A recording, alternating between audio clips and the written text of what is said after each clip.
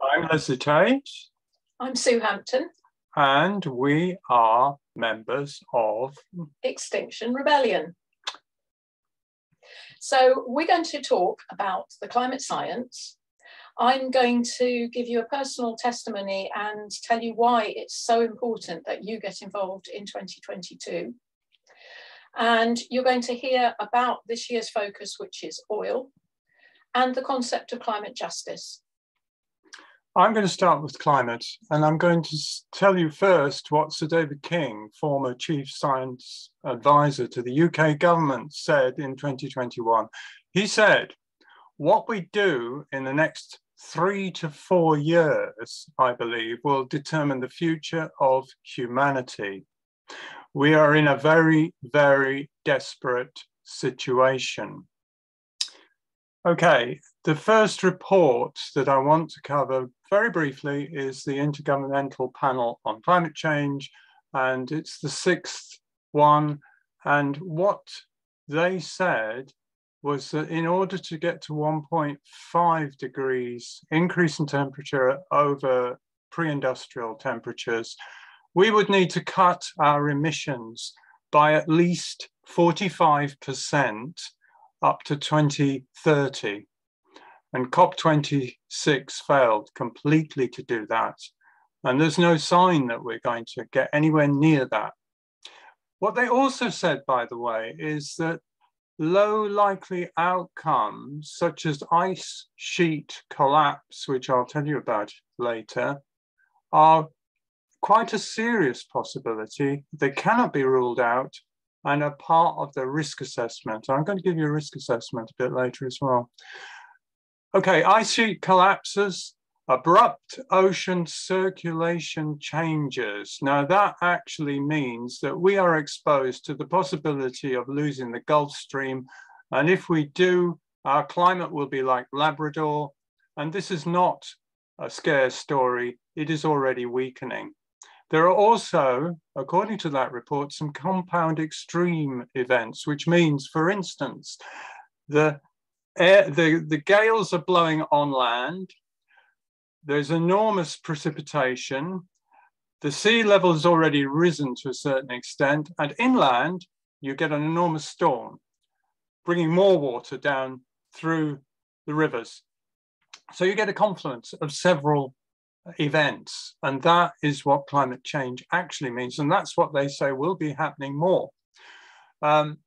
They also say that the assessed likely range of future warming cannot be ruled out, that it could be different, larger. And the IPCC report is the result of 234 scientists.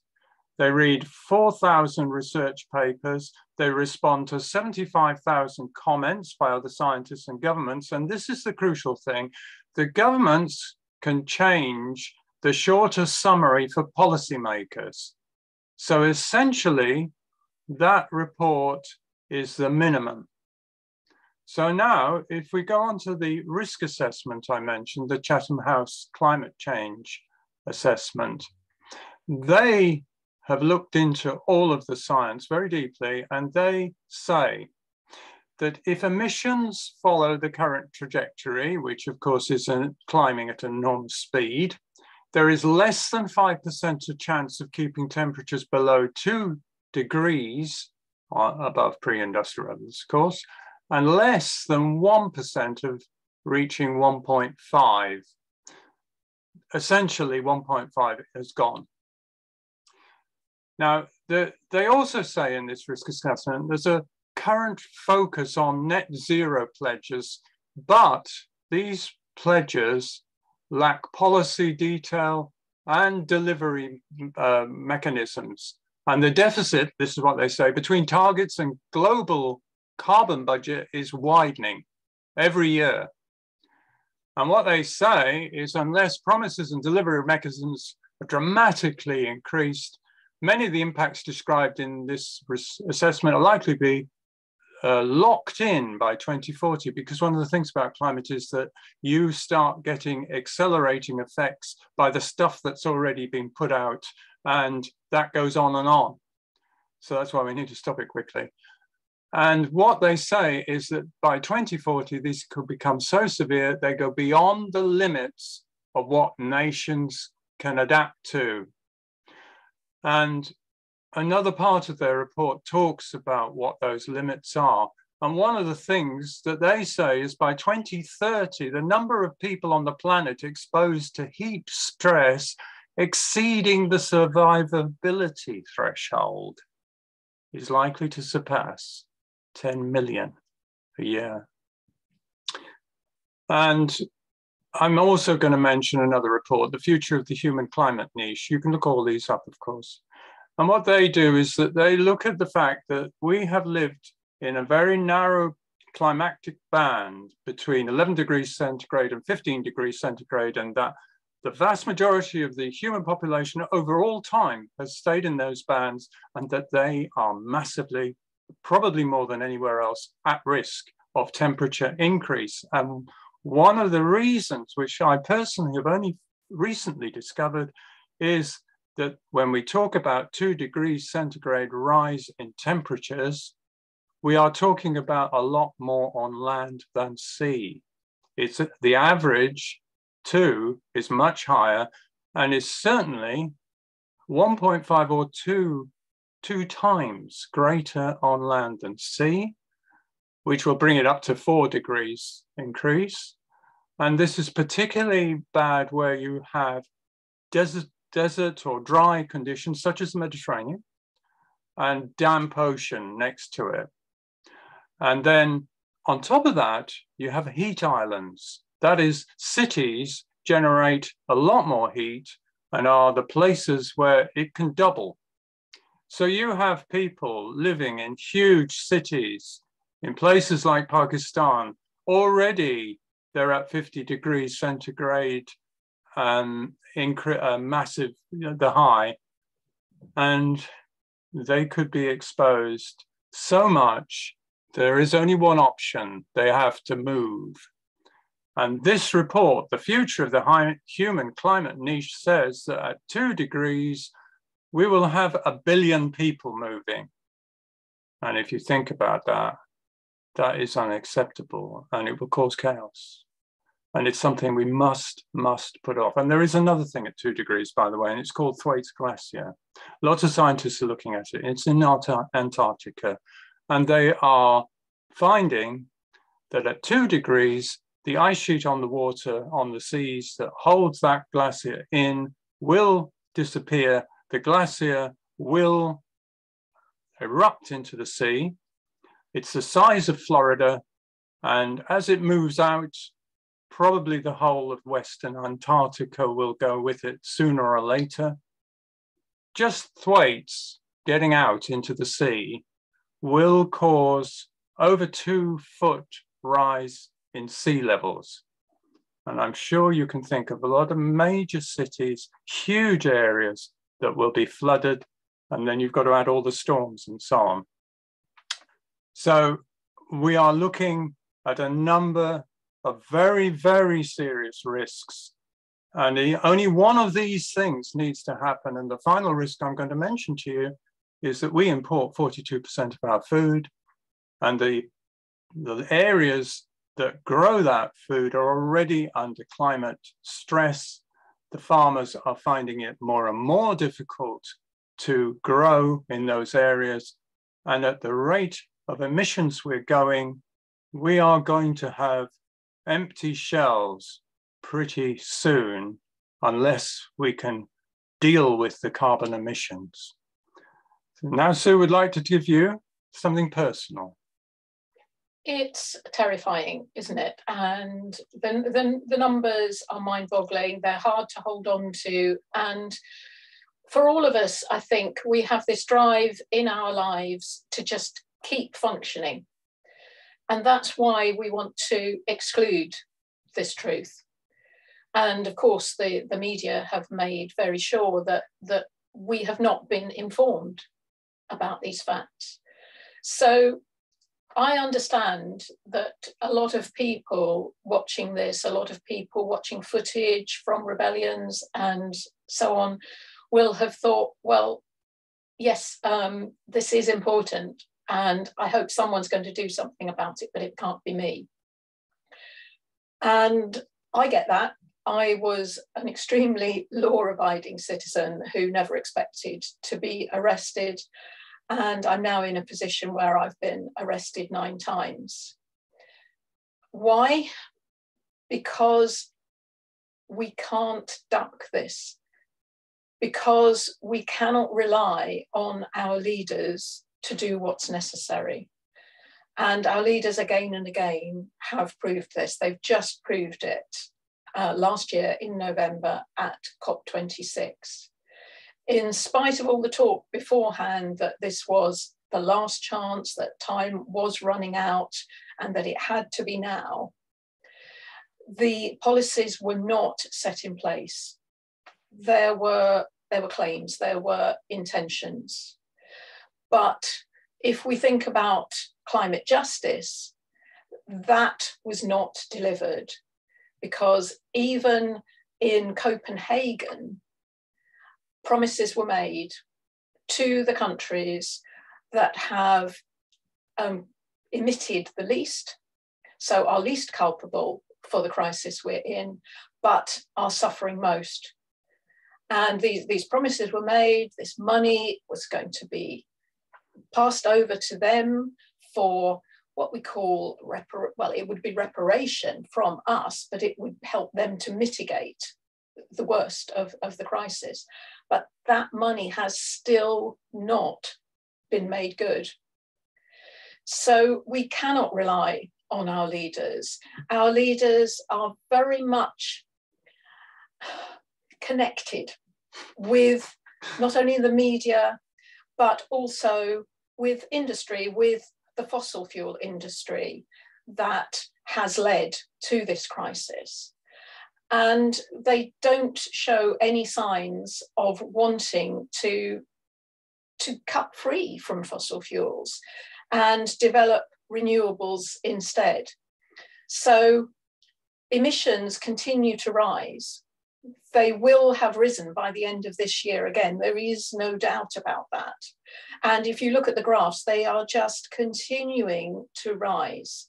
The carbon in the air is continuing to rise because fossil fuel excavation and expansion continues, in spite of all the words that are said.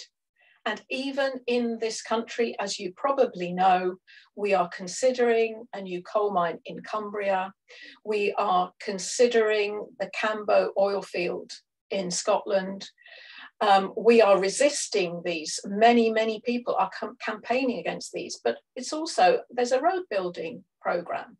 There are plans for airport expansion around the country. So the talk is not enough, because the talk is not being translated into change, into government policy that ensures that we stop emitting and endangering the future, endangering our children. Because we can't rely on our leaders, and wouldn't it be wonderful if we could, we, the people, have to show them that this is not good enough, and we will not be bystanders. We will not stay silent and let our children's lives be endangered. And the only way to do that, yes, of course you can write to your MP, and of course you can sign petitions, and some of us have been doing that for decades. But in the end, history shows that the only way governments will turn around, will change direction, is if the people demand it. So whether you're looking at the suffragettes, whether you're looking at the civil rights movement in America, that is what history shows, whether you're looking at Gandhi as well. So that's what we have to do. It's not that I want to do it. It's actually fairly horrible sitting on a bridge, which was my first arrest, even with lots of other people. You feel very vulnerable, you feel scared, you get in this police van, and it's a shock, it's a new experience. But actually what I'm here to tell you is that you can do it, because I'm a very shy, fearful person. And I've done it. I've been through the court experience having to represent myself, and I was shaking and I was emotional because of the science. But it's necessary. I really believe it's necessary. And as time runs out, because we are being told that we have 3 to 4 years to turn this round, then 2022 I see as the last chance. If we this is the year we have to do it. And the only way we can do it is by getting thousands and thousands, preferably 2 million people on the streets saying, no, enough is enough. This cannot continue. We will not be silent. We will not go away, and we will not stop until the changes that are necessary are made to protect us and future generations. And can I just address the people who come up to you and say, I support what you do, but not the way you do it. What we are doing is based on the civil rights movement, as Sue said, and they rapidly changed the laws and the functioning of a society by blocking things. And if you're so concerned that people's inconvenience is going to put everybody off, the history shows that Martin Luther King, when he died, was only supported by 25% of the American public, and 75% were against him. In other words, you have to take these actions. And as much as we'd like to walk into the boardrooms and nobble and speak to, because we're nonviolent, and change some of the people at the top, like, for instance, Rupert Murdoch, we can't, and they couldn't. But change will come if we say, no, we must get awkward. And we've tried 40 years, all the other methods, and we know from history that this method will create rapid change. And at that point, all these people who say, oh, well, I don't support you, but I want that sort of thing to happen, they'll turn around and they'll say, yes, we're all together, which they have to do. We all have to do this together, and it'll happen. And it's easy to think that Extinction Rebellion has not achieved anything, but actually we have, because I remember doing YouGov polls probably 3 to 4 years ago and being asked about issues I was concerned about, and the environment wasn't even there, never mind climate change. It just wasn't spoken about. And it was, it was never in the media. Now it is. Now there are many polls that show that the vast majority of people, it's a high percentage in this country actually, are concerned or very concerned about climate change. And that is a direct result of the work of Extinction Rebellion making the headlines with multiple arrests, with the kind of mass action that hadn't been seen in this country before. So yes, we have achieved something, not as much as we would like, it hasn't been fast enough, but it does work. And that's why we have to keep growing our numbers, because the more people we have, the better our chance of being heard and that leading to the action that we need. And just to quickly finish off, I'm going to tell you what our target is on April the 9th, which is when we're asking you to go to London at 10 o'clock. And we hope that you will get together with people before that and talk about it, prepare yourself. Our target is the oil industry. What we want is for the subsidies to oil to stop, because there are massive tax breaks for the oil industry, believe it or not.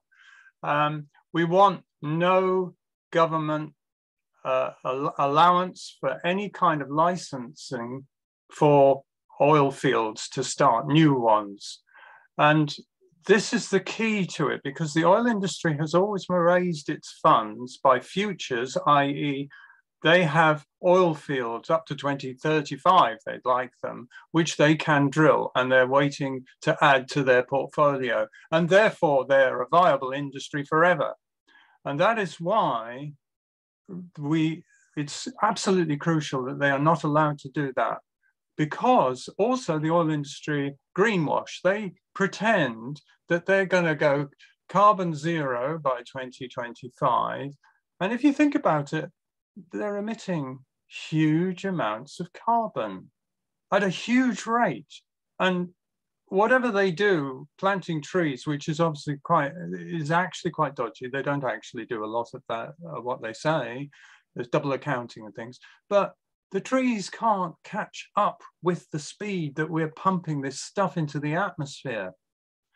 So they cannot go carbon neutral. And what they have to do is move their huge sums of money into renewables.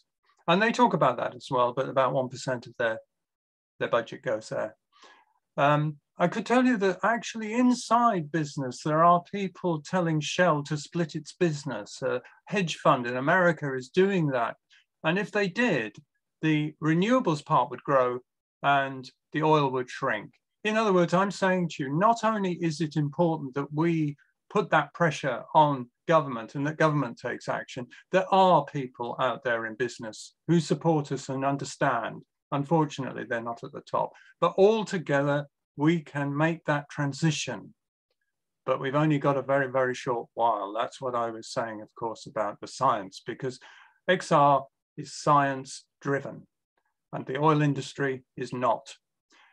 And finally, I think Sue is going to tell you about contacts and how you can take this forward. If you feel that you must be a part of our rebellion in April this year, it begins on the 9th of April at 10 o'clock in Hyde Park. We don't know how long it will go on, because we don't know what will happen, and we don't know how long we will have to sustain it, with the police obviously trying to stop us. But we also know that we're not giving up, that this is an achievable demand, and we have to stay as long as possible to increase the chances of the demand being agreed to. So you can contact us, our local group in Berkhamsted, on xrdacorum@protonmail.com. We have a website. We also have a Facebook page, which is easy to find, because if you just go on Facebook, you can look up Extinction Rebellion Dacorum. And the other link that Leslie is holding you up will take you to the national website, where you can find the detail of the strategy. You'll also find the updated demands, which include this focus on oil. And wherever you are in the country, there will be an XR group close to you. Even if there isn't an XR group close to you, you can still turn up in London, Hyde Park, 10 o'clock on the 9th of April. And you might be thinking, well, I can't get arrested. And some people just can't, for whatever reason. But that doesn't mean you stay at home. If you have to stay at home for physical reasons, then you can rebel in a digital sense. There are many support roles for the people who will get arrested. But the key thing is that if there are enough of us, we will not all be arrested, because the system simply won't be able to cope with those numbers. And whatever laws Priti Patel gets passed this year, they will be unenforceable if we are enough. And that's why we need you. That's why we need everybody. Because life on Earth is at risk. You know, that we are not exaggerating this. We are not doom mongers. We are simply pointing to the science. And that's what the science says. So please, join us, You will be made welcome. XR is a wonderful family because we all share the same fears, the same hopes, the same values. And we're all there because of love. This is what love demands. Love of life, love of the earth and all living things in it. Love of each other and love of those people furthest away who are suffering already and will suffer most. But we're all at risk. We're all in this together. And that's why we need everyone. Thank you.